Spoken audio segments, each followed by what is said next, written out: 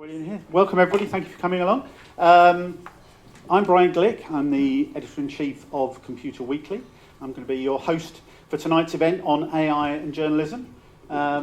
Before we get into the meat of the evening, just a few little bits of housekeeping. Welcome to the Bankside Hotel. A very big thank you to everybody from the Bankside team for hosting us here tonight and have been looking after you and will continue to look after you during the course of this evening. Many of you, I guess, will already know the BSME, the British Society of Magazine Editors. Some of you may have come along as guests of others who are already members. We run a lot of events like this, looking at all sorts of different aspects of editing and journalism and publishing. We'd love you to join up as members. Please come to our website, find out all the details there about how to join. You'll find out a lot of details there about a lot of the other events that we do. It's a brilliant forum. It's a fantastic place to meet your peers and discuss some of the common issues that we all face in journalism and magazines and editorial today. So we'd love to see you at more of these events and love to see you coming and joining us in these sort of events. I'm not aware there is due to be any fire alarm tonight, so if the fire alarm does go, run slowly. But other than that, welcome and let's get into the meat of the evening. So we're here to talk about AI and journalism. I'm sure probably many of you are here. The fact that you're here shows you that over the last couple of years you've heard or been aware of a lot of the rhetoric coming out of Silicon Valley about AI and some of the great claims and promises of what AI is going to do for us all and how it's going to change the world. And if you have been listening to those, then you'll probably know that. Sorry, what's the time? 6:30. Yeah, that by the time we finish this evening, you're probably all going to be out of a job. So thanks for coming along and sharing the last couple of hours of your career with us. We really appreciate it. Big leaving party. Yeah, it's all right. Big leaving party. Drinks are afterwards. Enjoy yourselves. But seriously, some of those claims that you'll have heard obviously are rather overblown. But nonetheless, there is no doubt that AI is here to stay. It is not something that's going away. It's not something that we can pretend isn't here or that we can avoid. AI is only going to get bigger and better and smarter and faster and cheaper. We almost certainly face a moment that anybody who was back in the heyday of print magazines in the late 90s will remember, the days when we scoffed at these companies called Amazon and Google and Yahoo and all these things that would never understand what we do and would never be able to take over, and they'd never make all the money that we make, and look what happened over the coming years. The sad truth, if you want to call it sad, the sad truth is that quite possibly the biggest risk to your business, the biggest rival for your audiences as magazine editors and publishers is currently a couple of people sitting in a dorm room in a university in California somewhere playing about with AI who you've never heard of and couldn't even tell you the name of what their business is going to be called, but they're probably going to come along and transform your business or perhaps even all of our businesses at some point over the next few years. So there's never been a better time to try and get a feel for exactly what this is all going to mean for all of us in journalism. And we've put together a fantastic panel with lots of different perspectives on this. Every one of these panellists I could sit here individually with and talk to them for an hour, and you'd learn something from them each time. We've got an hour during which we're going to have a chat, and then we'll open up to you for some questions at the end. I'm sure there will be plenty. We'll have some networking after that as well, so you'll have an opportunity if you want to follow up with any of the panellists as well after that. But let me introduce you first of all to the people that we have here, starting from this end and moving along. First of all is Greg Williams. Greg is the Deputy Global Editorial Director at Wired, one of the magazines that perhaps more than any other has followed the progress of AI, the people behind AI, the entrepreneurs and the technologists who are making this technology very real. And Greg's joining us to give his perspectives on what's happening in AI generally and what's happening in the world and what it's going to mean. Alongside Greg is Harriet Meyer. Harriet is an award-winning financial journalist who got so interested in AI and ChatGPT and what all these tools that can do, that she's now spends a lot of her time running training courses for journalists about how to use AI and what AI means for journalists. So Harriet's going to bring us a really interesting perspective at that individual journalist level about what that means. Next to Harriet is Jatin Aythora. going from completely other end, from the individual journalist to the BBC, the UK's largest, arguably most important media organisation. Jatin is the Director of R&D at the BBC, where he is intimately involved in working out what AI means for the BBC and how the BBC is going to be adapting to take advantage of many of these technologies. Next to Jatin is Robin Booth. Robin is a Managing Director at EMAP. Many of you will know EMAP, one of the best-known, longest-established magazine publishers. Robin's in charge of a predominantly B2B division there, classic magazine publisher. But Robin's been doing a lot of really interesting things around AI, both from a commercial perspective as well as editorial. And Robin's going to bring some really interesting perspectives on, as well as some of the commercial opportunities that AI presents to all of us. Last but by absolutely no means least is Mary Fitzgerald. Mary herself is a former journalist and an editor. Now she's a director of the think tank, the Open Society Foundations, where she is responsible for looking at the impacts of technology on the media sector on a worldwide basis. And Mary, some of you might even have read it, wrote a fascinating article for Prospect magazine a few weeks back about AI in the media and the impact it's going to have. And she's going to have some really interesting broad global perspectives to offer to us. So, ladies and gentlemen, thank you all for coming along and giving us your time tonight.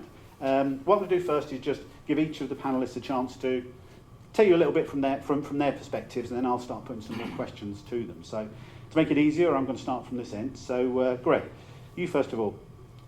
I said Wired has done so much to cover what's been going on in this area. Give our audience a view of what's the state of AI generally today. What are the issues that it's raising for businesses globally and media in particular? What's your perspective on what's going on in AI generally? Sure. Thank you, Brian, and thank you to the BSME for having me this evening. It's great to be here and great to be in a room with all of you. I think that probably the first thing I would say is it's really important that we are clear about what we're talking about here, and it's generative AI. There's different forms of AI. So obviously things like machine learning, deep learning. I'm sure all of you have heard of Google DeepMind. They're using a very different kind of form of AI to the kind of generative AI that we are talking about when we talk about ChatGPT. And I think probably one way of thinking about it in terms of where we are right now is to think about kind of like almost like the history of tech over the last, whatever it is, 30 years.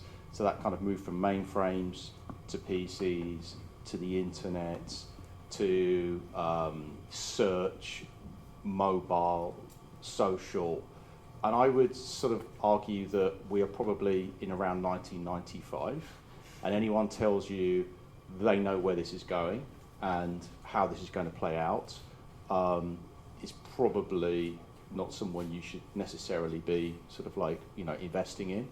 I think that we're going to see really significant changes in the next few years across organisations.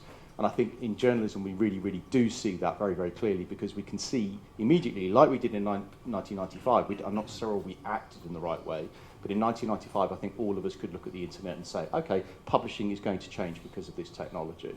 I think that we're seeing the same thing with AI. And I think in 1995, you could look at what the internet was and think, okay, this is probably going to change my industry. But I don't think you would have necessarily predicted Substack. You certainly would not have predicted Airbnb. I don't think you would have predicted Uber.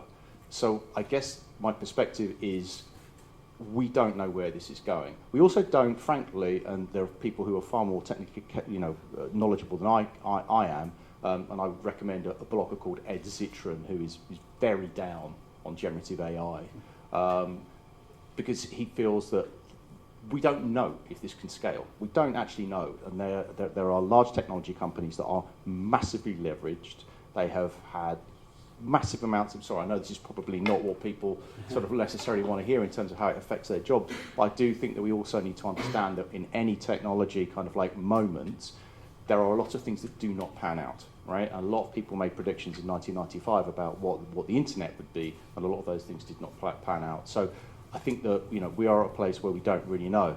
I think it's also true to say that a lot of businesses, I think publishing, we can look at it and go, okay, this is going to be impactful. I think there are a lot of businesses where CEOs are going, what's our AI strategy? And CIOs are running around and thinking we need to get in McKinsey and Accenture and they are at the moment still not entirely sure what that will mean for their business. So there's the obvious thing. So when we get new technology, what we tend to do is we tend to plug it into what we're doing already, right? So we think about optimization, we think about making things sort of much more fluid and cutting cost fundamentally. And you can see that playing out in some organizations. So the CEO of Shopify last week was very public about the fact that he made a statement, he sent around the entire company saying, if you want to hire someone, you need to make a case to HR that their job could not be done by AI, right? So that's kind of like one form of thinking.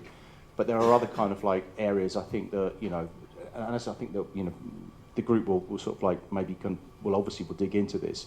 There are things that we do in journalism that simply cannot be replicated by AI. You cannot, find sources and develop those sources. You cannot create tone of voice. You cannot necessarily form communities in the way that I think journalistic brands can. So I guess my big sort of like, where are we, is we don't know. All we know is that potentially there are massive opportunities for us here. This isn't just about like shifting workflows and building AI into the way that we work. This is about how do we build different types of journalism, different organizations? Do we free our people up from doing certain tasks? And what I would suggest is that if you do something, if there is a repetitive task that you do more than, half a dozen times a week, think about automating that. Like that can be automated. But if there's something that's like very human, talking with a junior journalist about a story they're working on or whatever, that's something that can't be automated. So big picture is we are at a moment of enormous change, but we don't really know where it's going. Thank you, Greg. That's the big picture on AI. Let's dive straight down to what it means to individual journalists. And Harriet, you founded this training company, training journalists on AI and what it means to them and how to use it. What do you find people think? What do journalists tell you they feel about AI? What do they think? How do they respond to it? And what are they doing about it? Well, AI is a really thorny topic for journalists. Understandably, I kind of came to it myself as a financial journalist, and I learned a lot about it out of fear of it taking my job. So I have approached it, but I kind of got more and more curious, and journalists are telling me that they see it as a huge threat, very understandably, for their jobs, to the value of journalism, the value of their work, and trust in journalism. There's a lot of distrust of AI, and I don't believe it can help my workflow. So I am seeing very recently, it's really very recently, more of a shift in terms of there's more of a approaching AI with curiosity and a willingness to be open-minded about how it can actually help workflows. So I think this is coming from a standpoint of realising that it's not going anywhere and they have to get on board, but also I see it in my training sessions. I walk in and there's a lot of scepticism, a lot of fear, a lot of feeling overwhelmed and not knowing how and when they're meant to use these tools. And then I kind of work through showing from very early stages all the way through the process. So from the very idea to research to brief to digging into the story all the way through to publication, how these different tools can help them and actually enhance their work and make it more enjoyable. That's really where I've come to it from. The more you use AI and feel like you're in charge of the AI, then the more enjoyment you can get out of journalism. And I actually think that the journalists who I see, there's a lot who are just starting now to dig into like what these tools mean and just coming along and saying, I don't know what to do, I don't know where to start. And they haven't heard of Notebook LM and Perplexity and all these different incredible tools for journalists where you can go to Perplexity and to research a story, find all the latest articles, go and put them into Notebook LM and interrogate your sources in a completely different way. You can find social media platforms. Journalists are doing things like digging into massive data sets and coming up with new angles and emerging trends and all sorts of things. So I think it's a really exciting time to be in journalism if you are willing to embrace this. And that's kind of where I've got to. And that's what I aim to do in my training, is kind of encourage journalists to come to it with curiosity, which is fundamentally, I believe, journalists are ideally placed. They have a critical mindset, hopefully, and to be able to brief the AI correctly to get the information that they need. They've got the skill set to be able to use these tools well. And the journalists I see who really are embracing it, the heads of AI in editorial departments, are the ones who have overcome that fear and skepticism and can see that you can maintain the skill set of a journalist and use your skills better using AI. It's just another tool, and it's one that actually can be used to create loads of different story formats and take a story and do things that you wouldn't have been able to do before with that story. So, I think it's really exciting. That's what individual journalists think. Let's take that to another level and see what the biggest media company, the most influential media company in the UK thinks. Jatin, how is the BBC approaching AI? What impact is that having on the BBC's journalism? Yeah, so I think I'll start by saying that, this is not the first time that we're going through a major transformation, right? So we've been here before. Technology has led huge amount of transformation in many industries. When the internet came, we were all questioning why, what are we going to do with it? How is it going to replace radio? That was the question. How are we going to replace video? Well, we're not replacing it. We're just embracing what internet allows us to do. And we've delivered a huge amount of services through the internet. So I think we are again in that moment where we think AI is a tool. It is, absolutely. However, it's much more transformational. I think it changes the way we look at businesses, the business operates, what we do with it. I think the incredible thing about AI, and I'm an optimist, just to be very clear, so you might not hear anything negative much from me. However, I'm a research and development geek, so you will hear lots of optimism in that context. But AI helps us with building intelligence that were not possible before. What I mean by that is that we have the ability as humans to learn lots of different things over our lifetime. We access that intelligence in lots of different ways. We answer questions through the knowledge that we have created. I think it's that way for us to think about what AI can do if it was available all the time to us. If that intelligence was easily accessible, how many different things can we actually do with it? Of course, there are challenges. When we learn, we don't always learn everything accurately and perfect. There are challenges in the way we interpret things and how we perceive the world.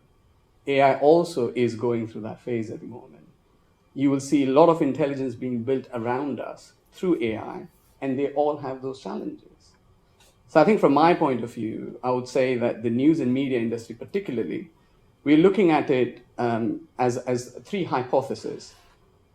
There are no right or wrong answers, and there's no perfect thing here at the moment. So we need to establish a way through which we can understand, discover, and do something meaningful with it. So the first hypothesis that we have been talking about for some time is, what if all user interface is driven through AI? I mean, it already happens today. You look at if you have a smartphone, it's already using AI. So that's already happening. The question then for news and media industry is, how are we going to be relevant in that context? In the same way, we were asking these questions to move away from print to online, which we referred as digital media. So I think it's the same shift that we are looking at, but in a very, very transformative way. The second hypothesis that we refer to is very much about the internet that we've known for many, many years is also changing behind the scenes.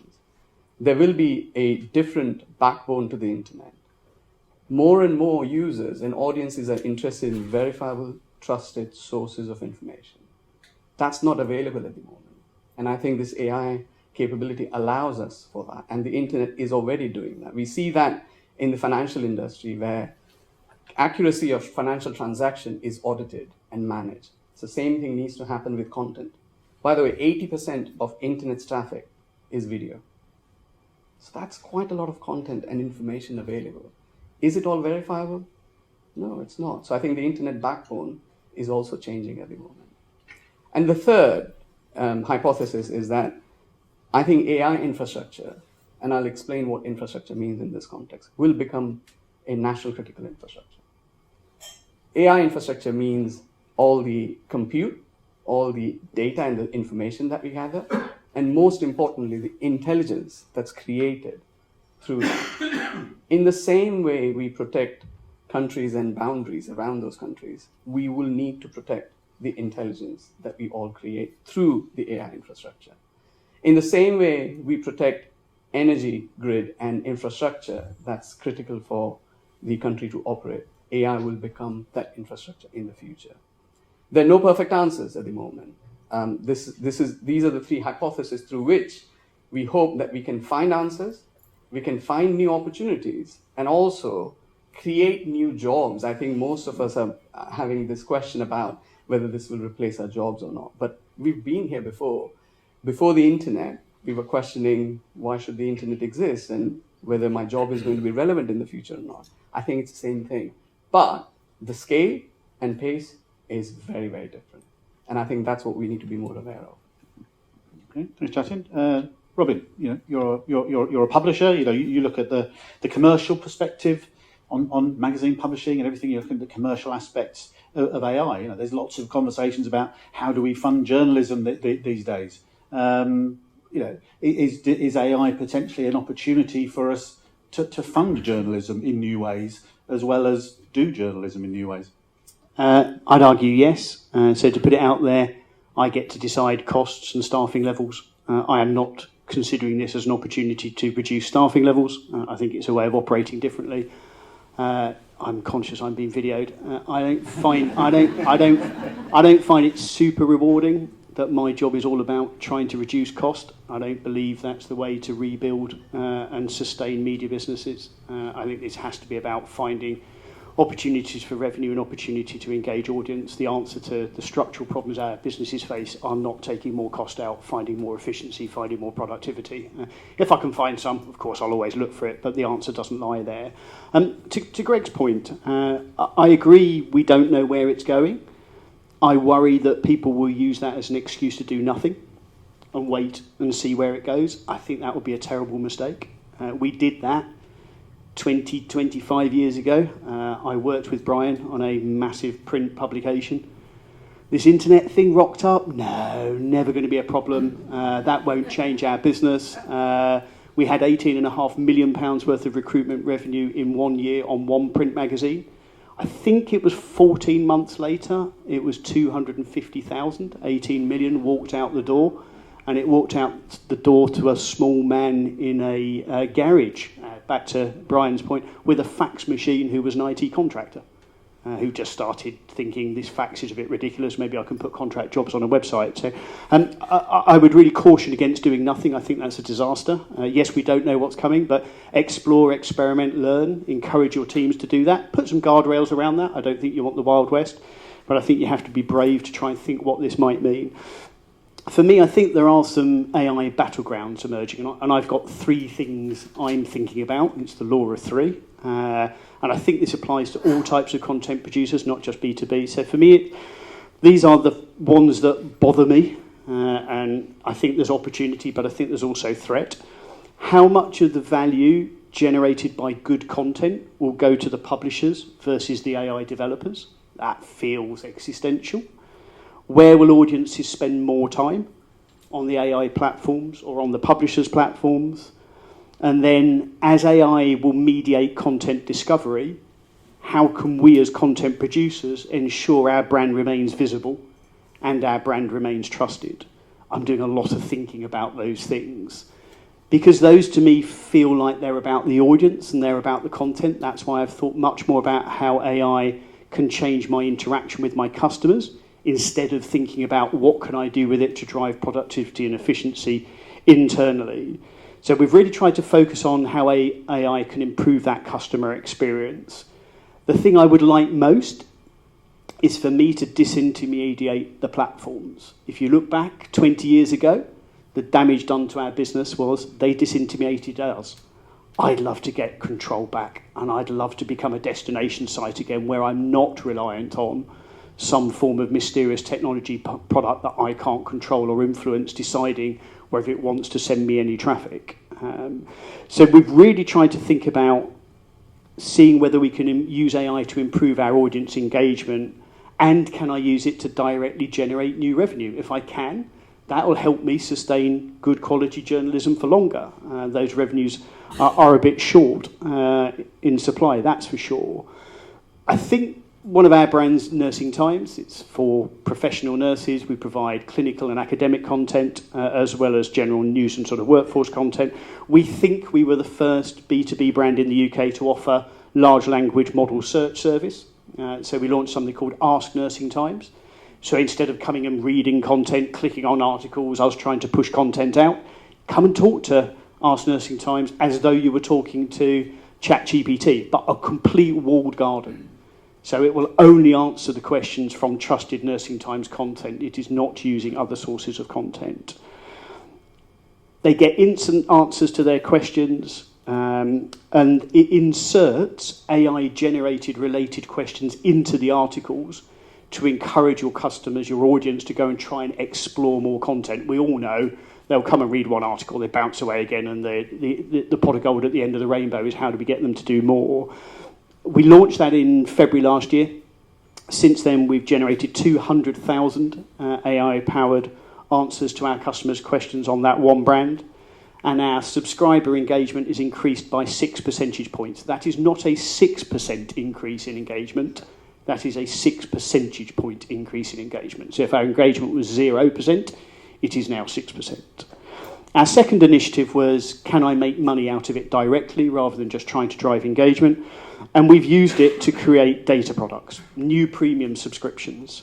I've always wanted to get into data products. Business owners that have got those make more money than I do as a B2B owner.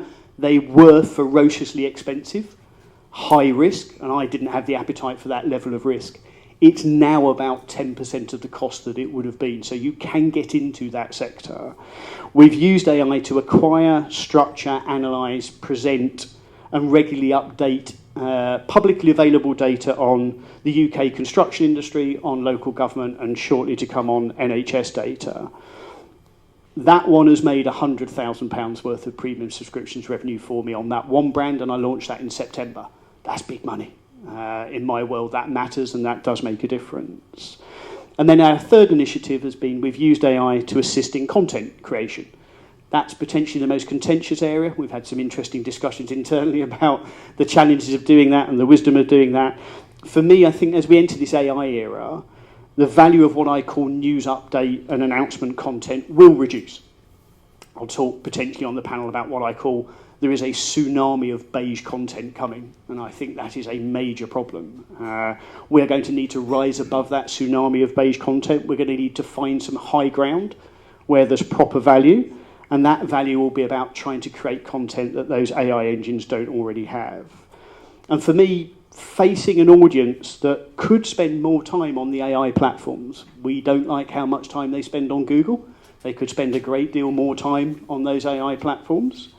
We need to find more time to produce content that captures our audience's imagination, challenges their understanding, and puts things into context. Compelling content that they can only find on our visible and trusted websites. That's how I become a destination site, and that's where I think the money is, and that's what I'd love to take my journalists. Take them back from being journalists. That's what they ended up. We ended up chasing this horrible model of let's drive as many page impressions as we can to try and generate as much advertising as we can. And we all just started churning out volume of content and we lost sight of quality. I have a hope that AI will deal with the volume bit that humanity still wants and still needs, and journalism can leave that volume bit behind and go back to doing really good quality stuff that rarefied audiences need and high value audiences might finally be willing to pay for. I'm also an optimist. Thank you, Robin. And Mary, now you're, unlike many of us here, you're sort of removed from the day-to-day of publishing and journalism, albeit, with a lot of background experience in it, and you're looking across the industry. So, when you're standing back looking across the industry, what would you say are the key challenges that we face here? Thank you. I'm going to actually really echo and repeat a lot of what you said, Robin, because I think if we look back, what we saw, and we've all referenced this, the myopia, right, of our industry, 10 years ago, 20 years ago, the failure to think long-term, think ahead, think collectively, think beyond the very short-term incentive structures that we all had, the complacency. And I think a really key feature of that complacency and that short-termism was not putting our audiences front and centre, not thinking from their perspective. What are my information needs? What are my worries? What are my hopes? What are my dreams? What are my inspirations? What's my community? And we've been humbled for not doing that. I mean, you talk about all the cost cutting, like our industries are on their knees. And so if I would say anything to this audience and to any audience, it's think about your audience, right? And put yourself in their shoes and imagine what it is they might be searching for, what they might be asking, what they might be curious about. I want to echo that point about curiosity. That should be, the absolute core of a journalist, curiosity.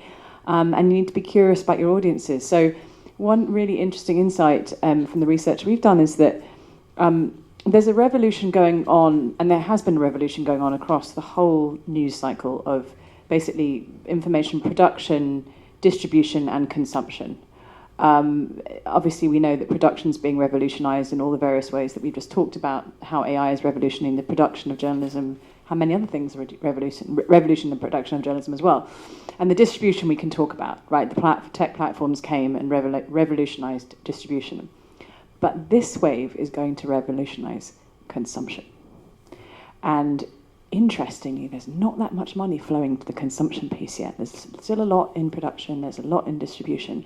Almost not. We've done some back of the envelope numbers on this. Very little in consumption, very little money going from philanthropy, from investment.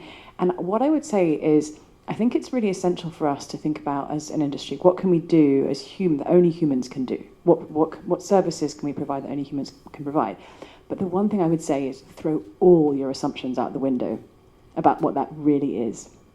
I'll give you an example. 60-year-old friend of mine, man, never ever been to therapy, needs to go to therapy, has been advised to go to therapy for years, right? Finally is doing therapy, and guess what he's doing? He's doing it with AI. And I was like, well, why? Why, that's so creepy, right? Who finds that creepy? And he said, because the AI doesn't judge me. And just think about that. Like, just take that insight and think about think about journalists and their sources, right? Think about the conversations and interactions you think that can only happen human to human. Just throw all your assumptions out the window about that. Like, the revolution in consumption is going to be about intimacy, it's going to be about privacy, it's going to be about trust. And we can already see that user behavior is at the moment it's anecdotal. It's like which games companies are doing really, really well. There's lots of mental health and sort of games apps that are being developed that are very intimate and kind of emotionally savvy. And so I would urge you all to think, as you're thinking about audience, who's my audience? If I put myself in their shoes, what am I thinking? What am I fearing? What am I looking for? What am I questioning? But then think about that, like how would my consumption habits be changing if these new things are available to me? And to your point, Robin, like how can we get there first? Because I really do think we can disrupt the disruptors. It is becoming far easier and cheaper and more effective to reach a wider diversity of audiences than was ever previously possible. The logic of scale doesn't necessarily apply with this technology in the way that previous did with ad tech. And so think about the ways that, many of which Robin's already outlined, that we can sort of disrupt and take back some of that power and control, but it's also about letting go of that, because we're not the arbiters now, like your audience is, and being driven by them while obviously maintaining integrity of facts. News sources, verification, contextualization, etc. All the things that we as journalists get taught to do is going to be really, really, really important. So I'll stop there, but I can say more about any of that in the discussion that follows. Splendid. Thank you, Mary. So I think from all those intros, we've learned that we don't quite know what's going to happen yet, but we know big and important things are going to happen. We know that AI does offer us an opportunity to make more money to support our journalism. We know it can support journalists individually to do their jobs better. We also know it's going to open up new business models. It's likely to bring about disruptive change in the same way that the internet did, and perhaps even more so. So let's delve down into some of those issues with the panel. let's do what Mary did and start from the audience, as all good journalists should.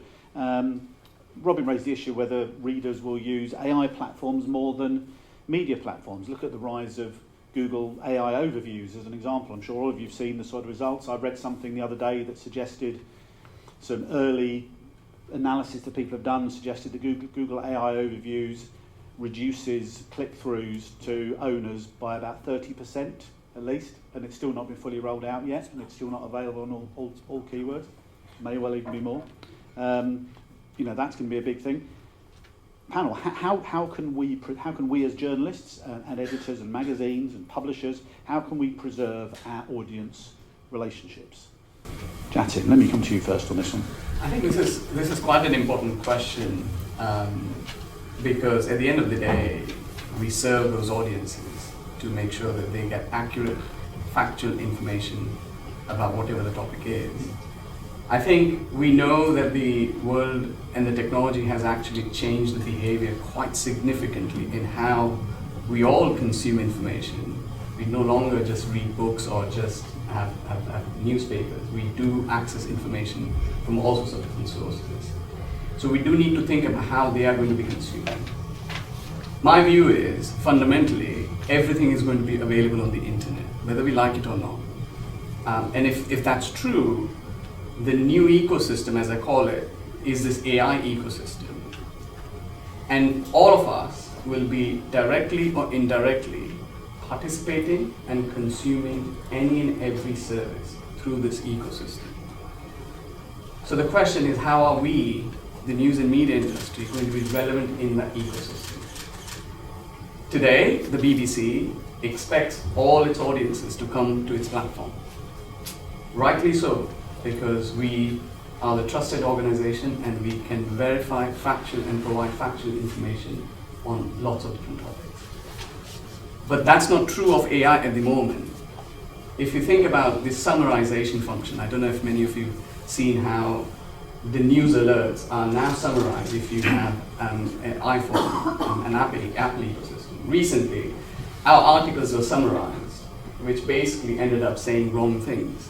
So it's not there yet. And the reason it's not there yet is because AI cannot differentiate between fact and opinion.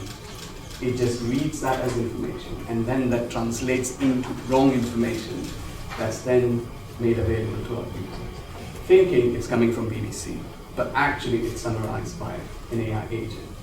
So there's a lot of work that I think we need to put in to make sure that the editorial and journalistic perspectives are part of that thinking at the time when the information is consumed by our users in these ecosystems.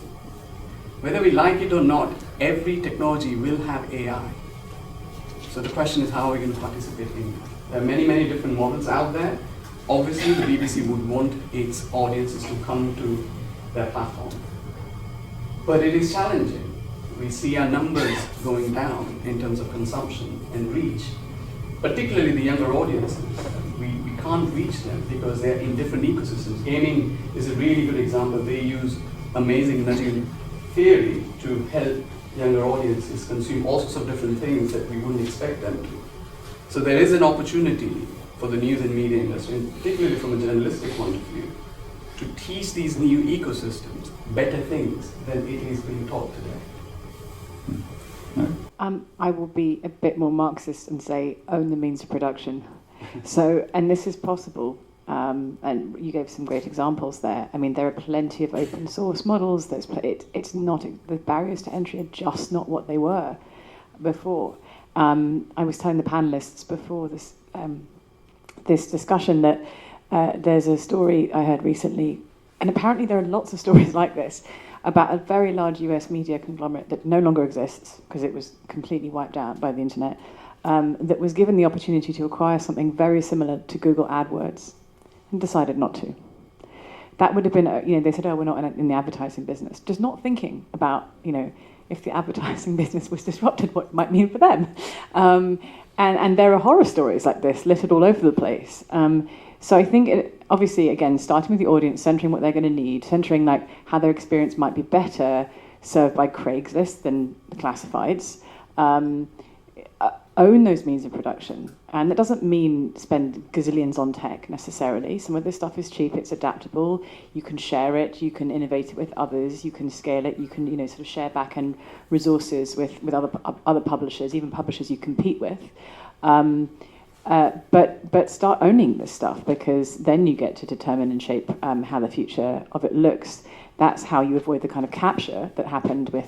Remember when Facebook made everyone go to video? Right? And all the perverse incentive structures that were decided by a few Silicon Valley billionaires? If we do it this time round, we own the means of production, we develop them, and we develop them with public interest and with audiences in mind, then we and they are in the driving seat, and that's ultimately how you preserve public interest journalism. Yeah, I'd like to pick up a little bit on that relationship with the audience. So I don't think we've thought enough about audiences when we've been producing content. For me, I've had teams of journalists that are excited about producing more content than someone else, quicker than someone else. Is that really what my audience wants? Do they want more of something that they can already see somewhere else?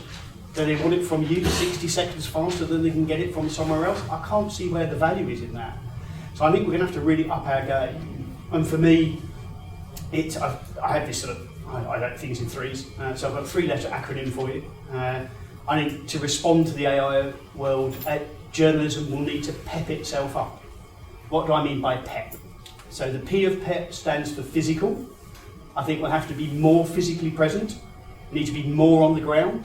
We need to see, feel and hear a story. AI can't do that. I think we need to be more expert. I think we'll have to have an ever greater knowledge of our topic or our community. And the P is perspective. AI can do the facts. We can debate endlessly how well it does the facts. It largely does it pretty well. Humans can do the view from nowhere. The journalism can be the interpreter of what they are seeing and observing, particularly if you're a trusted interpreter. So I'd really like us to think differently about content and move away from this obsession with more, faster, quicker, better. And that's what I'm worried about at the moment. There's too much debate about AI allowing us to do what we already do, but just do it better. I think we need to start thinking about things very differently, including how our audiences will consume information. I had a fascinating conversation last night with our AI provider in the US. They're a very small startup. They are focusing exclusively on audience experience for news providers. They challenged me and said they see a world, and I think I'm starting to see it. It threw me a bit. I've had 24 hours to think about it, where there is no such thing as a web page. There is just a feed. Or there's an empty box that says, what would you like to know? And they have a world where, and I think it's coming quickly, search doesn't exist anymore. No one bothers searching for anything more.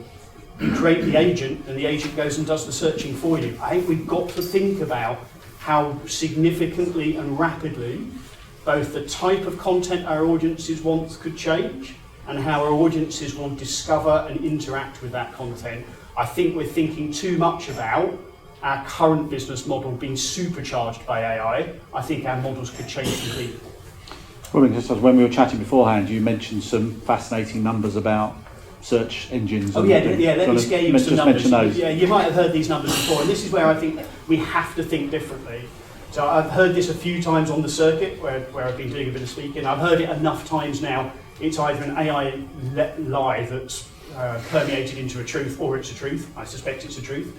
So in the old search world, Google would, for every 6 web pages it would crawl, it would send 1 visitor to one of those pages. ChatGPT, the latest research says it crawls 250 pages to send 1 visitor. Perplexity, 5,000.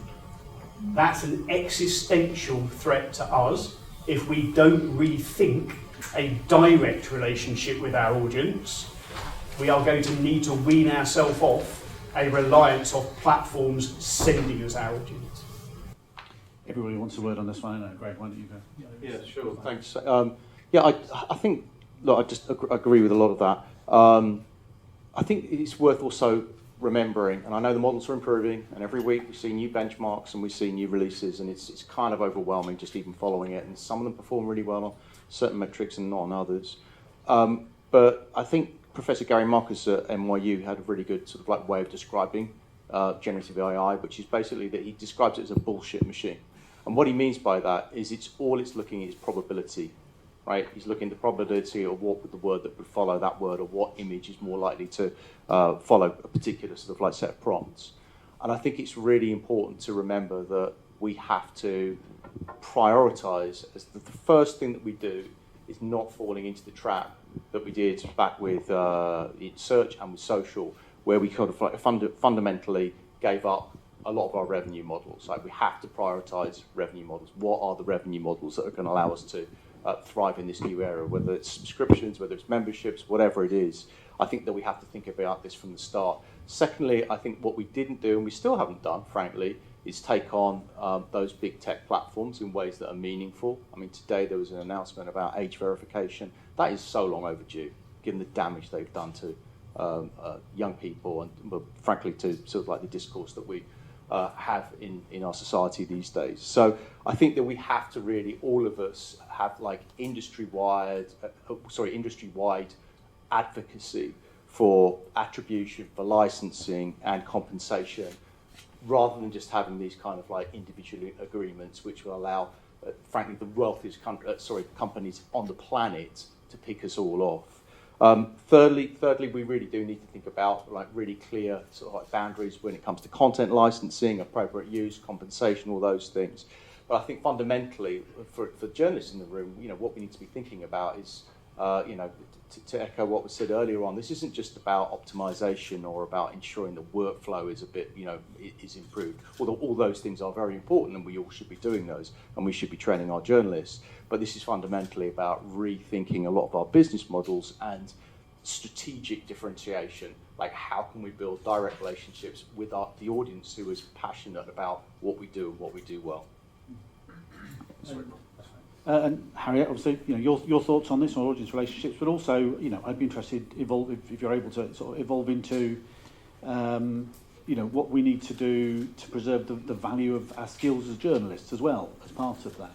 Yeah, I think, well, as I said earlier, in terms of skills as a journalist, critical mindset and approaching AI with curiosity, adaptability, I think you have to adapt to the world as it is now and actually embrace AI. And one thing I was going to follow on actually from the previous question is that, AI is tough for journalists, but it's good for journalism, because journalists they've got this phenomenal new tool, lots of new tools that can help them do their jobs better. And I think it's about seeing the possibilities of that and experimenting and being able to see how... I do notice in my sessions when I train journalists, they kind of move from that fear to, once they've sort of created their own sort of mini bots that help with their specific workflow, their specific sector, a sort of light bulb goes off. And I've had quite a lot of feedback about, I didn't know AI could help me with, it could do all these things. And it's not, it's not replacing the skill set, it's changing the skill set, it's changing the journalist mindset, because it feels like, as has been said, that we've got more journalism coming out, and actually I'm hopeful that we can get back to what great journalism is about, and actually that's about developing relationships with sources, getting your feet on the ground, talking to people, putting yourself in the reader's shoes. What do they want to know? Real stories, real humanity, like bringing that expert skill and the journalist relationship with the reader back into focus. Bryan, can I add a little bit there, where I've been thinking a bit more about how the role of journalism might change. So at the moment, I see journalism as we're a knowledge producer, we're an information producer. This is personal opinion. The world already has a surplus of information. There is so much content out there. Is the role of journalism to add to even more to that mountain, that surplus of content? I don't know. Do we change from being a knowledge producer to a knowledge service? I'm still not 100% sure what I mean by that. Is a knowledge service something where instead of producing content, we're finding knowledge, we're filtering knowledge, we're verifying knowledge, we're putting knowledge into context, and we're putting knowledge into perspective? We're not actually producing the knowledge. That's a fairly radical way of thinking about how journalism might change, but my big worry is that If we just try to continue to be a knowledge producer, we are fighting a losing battle against tech that can produce way more knowledge, way more information, way more news than we ever can through humans. So maybe we need to add that human expertise, that human filter, maybe where we can find some value. I mean, Jatin, on this issue of preserving journalist skills. Obviously, the BBC has some of the most famous, most high-profile, most successful journalists in the country. Anybody here could name a dozen BBC journalists off the top of their head, I'm sure. What's the BBC saying to them? What's the BBC saying to your top journalists about this is what you need to do to preserve the value of your skills in an AI world?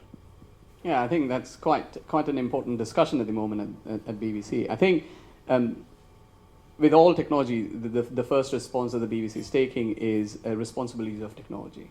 What that means is making sure that any and every technology that we have access to within the organization is used responsibly, which starts by giving training and better understanding of what these technologies and tools actually can do, both good and bad. We've given, in fact, all our staff now have mandatory AI training to go through, just so that you have a basic understanding of what some of these technologies can do to you.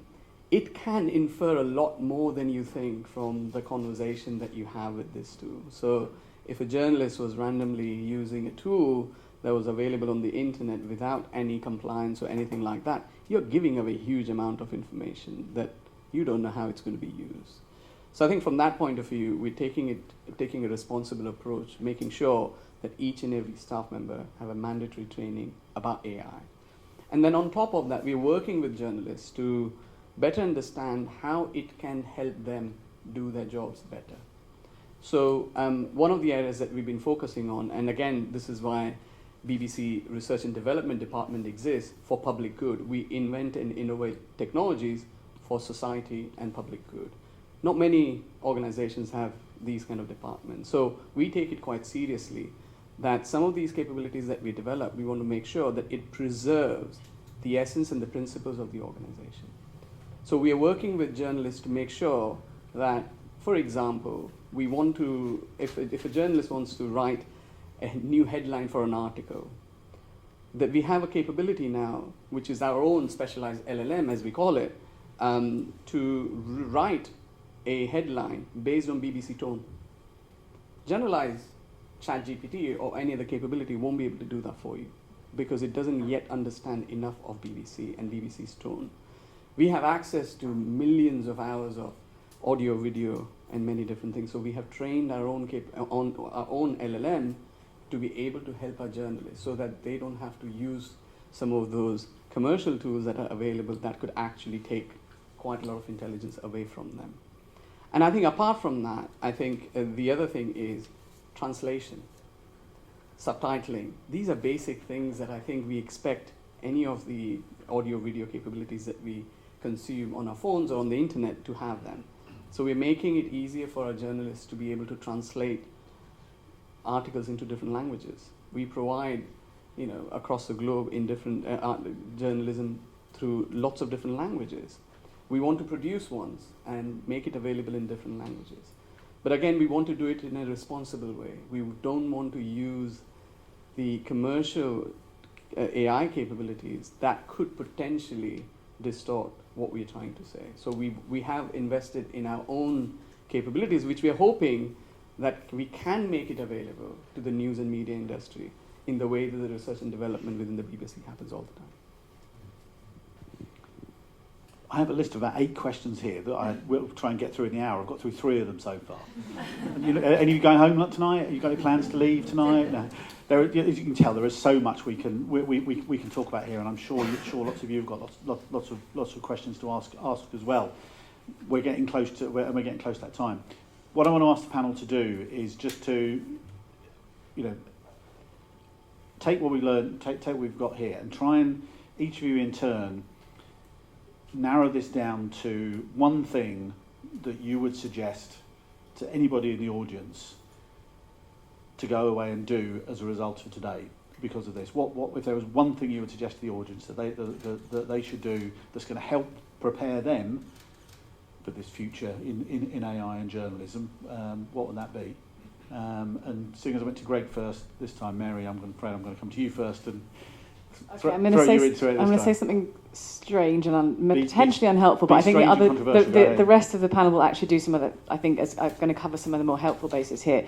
But I'm going to offer a framework, which is that the way we've been thinking about this, and this echoes some of what the rest of the panel said, is the disruption that's coming, there's an efficiency phase, there's a transition phase, and there's a new ecosystem phase. And we have sort of wafted around between efficiency and transition in this conversation. So I'll describe this. Efficiency phase is where we use AI to optimize many of our workflows, products, systems. We're getting way more efficient at producing stuff better, which frees us up to do more of the things that we recognize as journalism today. What we're doing is getting better, faster, sharper, smarter, more focused on the things we already do, the things that are familiar to us. Transition phase is where things start to shift a little, and actually the consequences of some of what we've already done start to play out in new and surprising ways. And kind of new systems and processes and products and businesses and kind of business logics are emerging. We can see some of that. I think we've talked a little bit about some of those things, and I'm sure you can all think of a few things that get beyond just doing things better and more efficiently, that are actually sort of changing the way we do the work we do. And then the new ecosystem phase is something that we probably don't even have the language for yet, right? It's kind of new political economy of information. It's concepts that we're dancing around, but we can't actually verbalize yet. But it's a kind of completely changed, both global and local information landscape. So the thing I'd offer you all is, when you're thinking about what you're doing, what decision you're taking, what thing you're not doing, what thing you're learning, what thing you're trying, what are you experimenting with? Where are you on that spectrum? Because if we think only about efficiency, we're going to repeat a lot of the mistakes we made last time, right? We think too far ahead, we're going to get undercut right now, right? But just think about the spectrum of the things you're doing and try and make sure that what you're doing is hedging that's right for your audience and right for your business on that spectrum, and that you're not just occupying one single point on it. I think it's about time the panel disagreed. There's been way too much consensus up here. So I'm going to be your disruptor. I'm going to say, don't build, buy.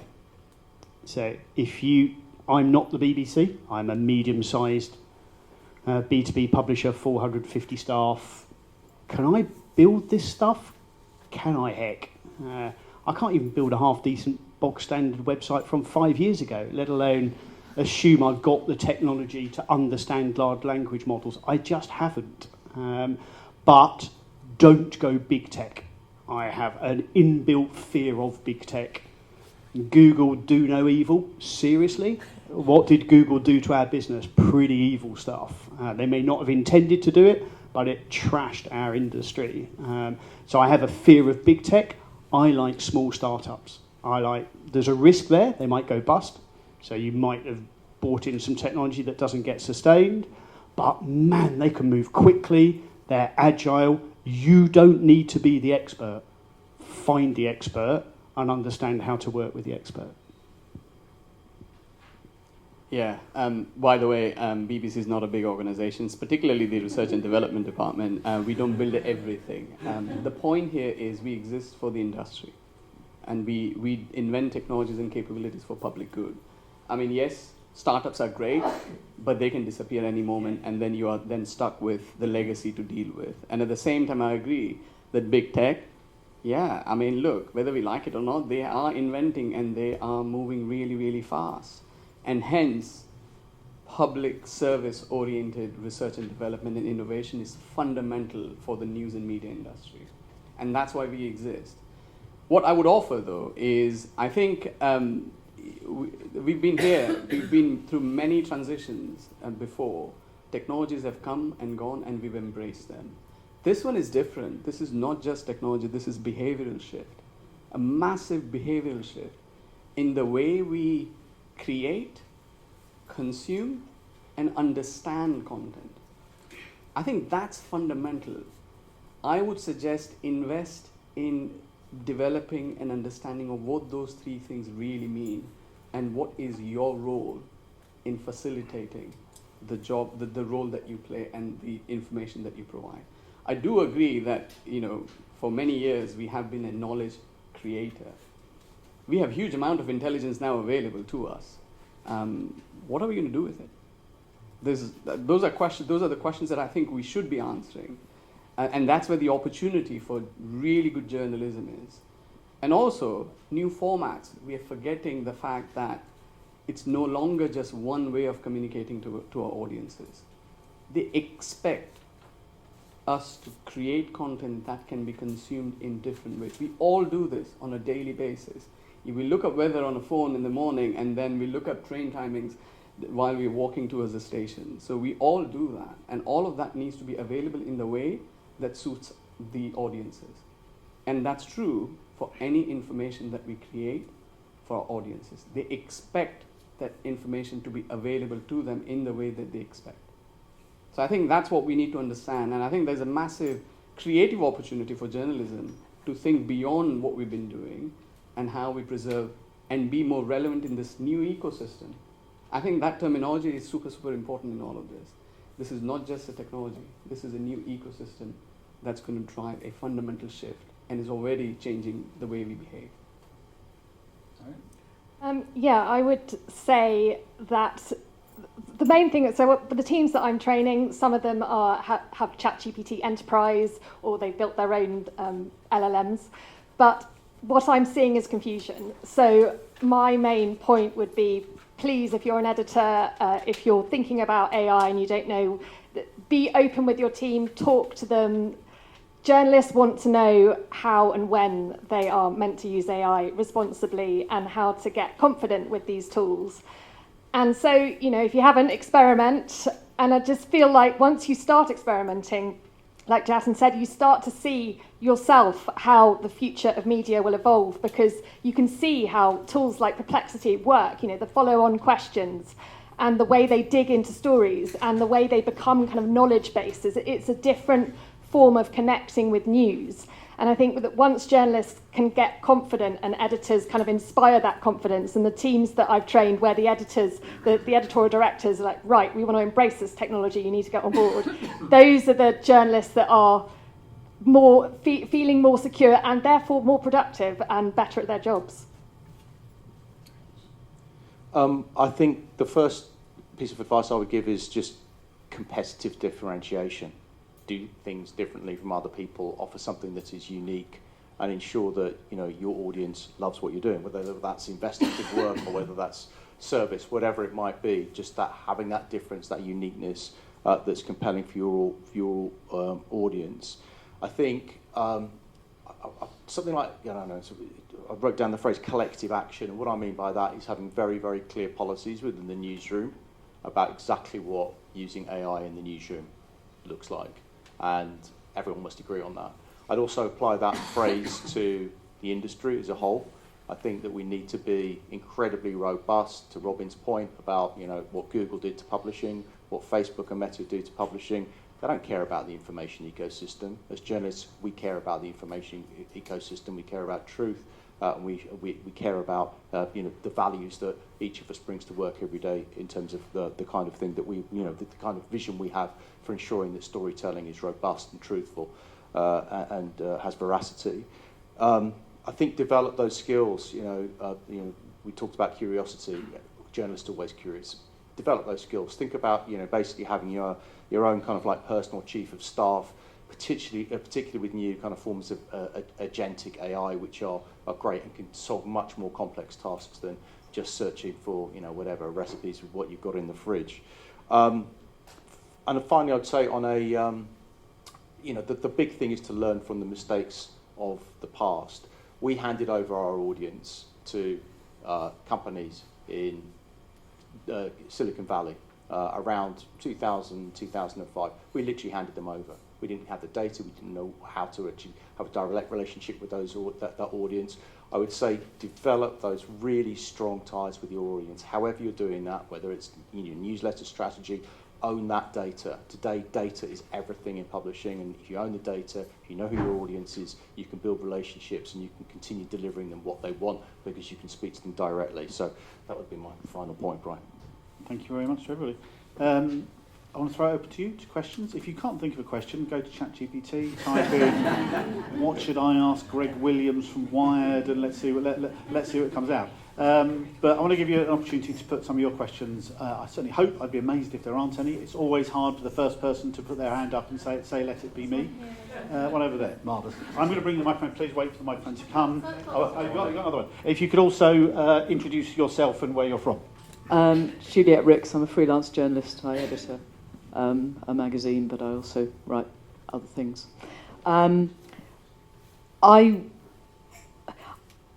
I think obviously it's absolutely right for individual publications to be focusing on what their audience wants, and I thought there were some very clever ideas around that and developing that. But how, I mean, this is a sort of less practical question, I suppose, but how do we ensure that good quality news still goes to everybody? I mean, this is a BBC question in a way, but it isn't just. It's about ensuring that there is, in fact, that democracy survives because there is sufficient information. And the problem with all of this is that people are narrowing right down and not getting the breadth, and staying in their echo chambers. And similarly, who produces the information if we don't? I mean, ultimately, any of these AIs are only finding what's already there. Somebody's got to put it there in the first place. So the idea that we stop generating content, I agree absolutely about not regenerating content and 10 seconds faster, but someone's got to generate that content in the first place. And often people say, I don't need the BBC, I get all my news from Twitter, and they don't realise that most of what they're reading came off the Today programme this morning before it went to Twitter, or whatever it may be. So I'd just be interested to know what you think about how we maintain that information world for everybody. Robin, go first. I'll probably say something a bit controversial, that I don't think we can control that or change that, and I don't think we should either. I think our role is to provide the information for whatever audience that wants that. I don't think it's our job to judge the audience for what they want. Now, that may have all sorts of implications for accuracy of news and democracy, but I think we would be fighting a battle that we simply can't win. And I think we sometimes look at that too much from our own perspective, that we are the guardians of truth. Are we? Is that our role? I'm really glad to disagree with you again. And I think I want to hear the BBC perspective as well, but I think that what I would say is that public service organisations like the BBC, and this is a bit of what I wrote about in the Prospect article, was myself and Dave Caswell, was that if we get to transition or new ecosystem phase, what is public service news or public service intelligence, right? It's the grounding data, right? So just as I'll give you an example. So there's an amazing outlet called Question Publica, which is in Colombia, and they do really good investigative journalism. They've built an AI tool which is basically a knowledge graph.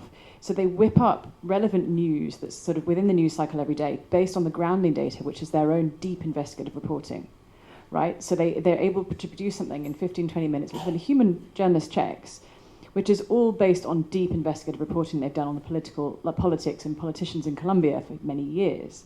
And so they're doing daily news, and it's extremely high-quality grounding data. And if you think about that at scale, organisations like BBC or public service organisations across the world could be providing that grounding data, which then we all take and make relevant to our audiences and spin it up into completely new formats, new ways, new stories which are relevant and meet their information needs where they are. But there's accuracy at the bottom of the knowledge graph. And I do think there are really strong business incentives for that, where I do think that actually people don't want bullshit. And if they definitely want something that's personalised to them, that meets them where they are, that speaks to their needs, their preoccupations, their concern, they also need to know that it's true and accurate. And this isn't, of course, we all have our biases and we all have our political biases and we believe things that aren't true if they accord with our political beliefs. But if you need to know what the weather is, or if you're going to catch COVID, or there's so much, to do with public health, education, crime, etc., that we need. And I really think there's a huge opportunity for organisations like the BBC to provide that grounding data which we all rely on, and infrastructure which we can all rely on, and then differentiate for our audiences as fit and as necessary. Then someone's got to pay for that, and the BBC is being cut. This is the worry. Yeah, and it's a real challenge, right? And I think I'm going to answer this question and pick up on some of the points. I think impartiality and trust is super important, right? I think irrespective of whether the AI is going to generate new content for you or not, trust and impartiality will continue to be important. Research suggests that even though there's huge amount of news and information available on social media platforms, people do come back to verifiable sources of information, and they do come back to trusted organizations like the BBC and many others across the globe. I think there is an increasing appetite for people to know where the information is coming from. Disinformation is something that we've been dealing for many, many years, particularly on social media platforms where we have no control over what happens to our content. And I think that's a bigger challenge, and that's why BBC brands like BBC Verify become really, really important to address that real challenge. So I think more content, trusted and impartial content is super, super important. Yes, AI will help us. We need to be smart about how we make sure that AI does not ignore trust and impartiality. And that's a bigger fundamental issue. That's why inventing and innovating for public good is super important for society. Yeah, I mean, I echo that, and I'm definitely with you, Mary, on this. I absolutely think it is our job to care about facts and the truth. It absolutely is. I mean, and there's a business case for that. Business case I can give you is that this, since President Trump came to office, the Doge Elon Musk digital coup that's occurred. We've been covering it in great detail and really kind of revealing what exactly is going on there. And in the first 3 months of this year, we broke our subscription goals for the entire year. So there's a business case for putting good information in front of people where there is an appetite for it. And I do think that we are to your point about sort of like this enormous sort of like beige content. Amount of content that's going to be out there. 90% of video in I think 2 years is going to be synthetic. Probably before that, actually. I think that there's going to be so much synthetic content out there that gives us a really, really good opportunity as journalists to sort of like ensure that if we are doing the legwork, if we're getting our facts right, if we're getting inside and getting well sourced up, we provide the public with really powerful information, and they will respond to that in a positive way. Okay. Can I add one more thing to it? I think just picking up on the synthetic content, I think it's super important to understand that our audiences do care now about whether a piece of content was synthetically generated or not. And this is why public service invention and innovation is super important. We invented something called C2PA, was exactly to tackle that problem. Technology organizations did not invent that. We did because we care about authenticity. We wanted to make sure that our audiences understood the content that they were consuming. Organizations like OpenAI and all tech organizations are now using the standards that we created to make sure that there is transparency in how the content is surfaced, and there's full audit trail in terms of what has happened to that piece of content. Now, that didn't come from technology organizations because they were absolutely fine to carry on with this huge amount of information overload through synthetic media, but the audiences expect verifiable, transparent sources. Thank you. I do want to ask some more questions. Gentleman at the back with the beard was the first one I saw his hand up with the beard and glasses. You just wait for the mic, sorry. And introduce yourself as well, please.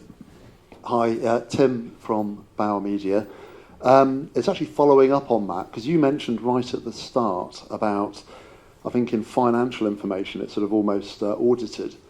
And what you've just described there is something which I don't think has maybe yet surfaced to the user particularly. And I think this is fascinating. And I believe deeply in truth, that sort of authenticity and the trust is so important, isn't it? I think it's going to become more important. But how can we, it sounds like the BBC is sort of doing that, but how can you show that to audiences? Should we almost have a kite mark? I mean, even the BSME, the fact we're here, the BSME or other organisations, the NCTJ, how can we try and portray that to audiences and act as one? Is that a forlorn hope? Is it just down to brand trust, or could there be a wider movement to almost I don't know, score us, about complaints or accuracy and things like that, potentially as outlets. So the standard that I mentioned, which is C2PA, is already available. So if you go to if you go to ChatGPT and ask it to generate new image, it will now embed the C2PA standard in it, so that you can look up how that image was created and what are the sources that it has used. The verifiability is super important aspect, and I think we're in the early stages of development to be able to register a piece of content on a piece of technology that cannot be tampered with. Now, as soon as that's what I mean by my second hypothesis, the internet's backbone will need to have that infrastructure for us to be able to verify a piece of content. So imagine all the publishers are able to not only publish their content on the internet, but publish it in a way that it's registered so that it cannot be tampered with. That's a fundamental shift that I expect to happen in the next 5 to 10 years. I think timelines may change, but that's where we're going. And by the way, as a society, if you think about it, we already care about this. When we go to a supermarket, we're interested in where those goods come from. We want to know whether it's coming from a sustainable place and whether it's coming locally, and we are interested in all of that. So as a society, we're interested in knowing the source of information, where it's coming from, be it information that we create. So I think from a technical point of view, the standard exists. The social media platforms are the last ones to embed some of this capability, because it works against their philosophy of proving where the piece of content comes from. Now, if you go to social media platform, particularly on X, you will find lots of BBC content which actually doesn't come from BBC. How are you going to manage that? We have no control over that. So I think that's where the internet backbone has to be different. I'm afraid I'm the pessimist in the room. I'm the forlorn one. If I go back to my tsunami of beige, and I've gone to my high ground where I think the value is, I'm worried I'm the only person there. And my audience hasn't come with me. I think this is, by the way, I agree with all of this. Of course, I'm a defender of accuracy. B2B in particular is for professional audiences. I can't possibly make stuff up. What I'm worried about is that we're thinking the way a content producer thinks. And I'm worried that the size of audience that is discerning about the accuracy of the information and the sources of the information is rapidly declining.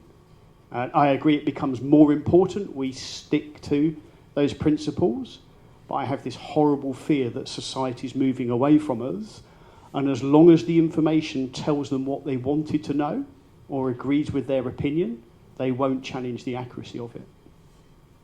But that's why you have to make it easier and cheaper to produce accurate information than otherwise. That's why I go back to that grounding data point.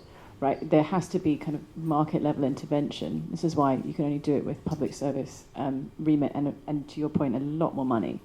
Right, you need public service intelligence agencies like you needed public service broadcasting. You need a huge investment in this, so that the grounding data that all the companies and information producers are drawing on for all their various audiences, it has accuracy baked into it. It's not. I agree, the demand side is not there. Right, so I'm completely with you on that. In large part, I mean, obviously there are business models and use cases where the accuracy piece is super important, and we can all point to lots of those. But if we're talking at a societal level, that's the kind of intervention we need, precisely because of what you're saying. And there's things you can do in the private sector as well. If you're not a public service broadcaster, for instance, anything we publish that's based on a freedom of information request based on public data, we make that free to anyone. Anyone can read that. You don't have to, sign up for a subscription. So I think there are things you can do in the private sector to actually help that information ecosystem, strengthen it. Now, I'm conscious that our bar is only open till a certain time tonight, and after listening to all this, you're probably going to need a drink. So I'm just going to offer one more question to the audience. If there's anybody else who has a question, lady here, but my microphone will be easier. I'm obviously fascinated. Everyone is by the existential stuff, but as a freelance journalist and a commissioner, how do I make AI work for me so I can create better content within all the constraints that we all have? So I'm interested in a more practical solution, if you have one. Yeah. So I think it's about, well, it's first of all starting to just experiment and get, and to be honest, having training, because that's the only way you can really learn about how it can be useful. But I'm seeing commissioning editors and freelancers use it. So it's about integrating it. This is what I kind of teach people, is integrating it every step of the process. So it's from the ideas and creating the briefs. And some commissioning editors are doing things like getting a piece in from a journalist and running it through and checking. They've got bots that they've built, which are actually very easy to build, where, you know, checking against the brief, has it met all the points in the brief? Is it in the right? Is it in our style? Does it fit our style guide? Like, just some little simple things like that, and just streamlining the process. So that can be streamlining the commissioning process, but it is about slotting it in. So brief, research, and then there are editing tools within ChatGPT, for example, which again I teach in the Canvas mode. Lots of different ways you can use it to speed up just the basics, like word repetition, like just checking for stuff that might, if it's in a longer piece or something, might take you time. So there's just every step of the process, and it's really about just streamlining the repetitive tasks. So yeah, you're sort of starting with that, and then working out which points you bring in the AI. You mentioned perplexity. I've never Yes. heard of that. What is that? So it's phenomenal. It's like a super Google, basically. It's what you do is you ask it a question like you would to Google. It'll give you a lot more information in the answer and follow-up questions, and you can dig into that in a different way. You can search. I mean, I do lots of stuff on scams and stuff like that. So you can search Reddit for scams, like the latest scams. You can search social media forums. You can search academic papers. It offers lots of and now they've advanced it massively. Like the different models that you can access with Perplexity, it's really come on leaps and bounds in recent months. And for a tool for journalists, I think it's really good. So yeah, and Notebook LM is another one which I love. Are they free? They are. You can use them. I have the free version of Notebook LM. You can upload like 50 sources into it and interrogate the sources. And you can create podcasts from it and mind maps and all sorts of things. I mean, I've started actually using the podcast function a lot more, and it's strangely useful when you're just wanting some quick information. But Perplexity, I have the free version. I'm actually thinking about upgrading to paid, just because it's now got access to so many different models. So you can kind of test out, and you can start a question with one model and then use another one to go deeper, and you can use a reasoning model, and it's very clever in how it works, and it just takes, kind of replaced Google for me, basically. So, first thing you do, go and give it a try. Try ChatGPT, try Perplexity if you haven't already. Give it a try, see what you can do with it. There's obviously lots more questions I'm sure you'd want to ask. There's so many issues that have come up tonight that I'm sure you'd love to delve into more. If you're particularly interested, get back in touch with us at the BSME. If you feel another event at some point exploring some of these issues would be valuable to you, let us know. We can do more of this. I can try and convince some of these people they really want to come back and talk about it even more on another occasion, and try and find others as well, so we can delve down into some of these issues, because these are questions that we are all going to be facing. Maybe not tomorrow, maybe not next week, but pretty soon. These are going to be things that we're all going to have to address and start thinking about as journalists and editors and publishers. I've learned a lot listening to this this evening. I think it's been an absolutely brilliant, fascinating discussion. There is a bar open until 8:30? 9. Oh, 9. It's even longer than I thought. There you go. But the bar outside is open till 9. Hopefully, our guests will be able to hang around for a while if you want to follow up and have a chat with some of them and pick their brains a little bit more.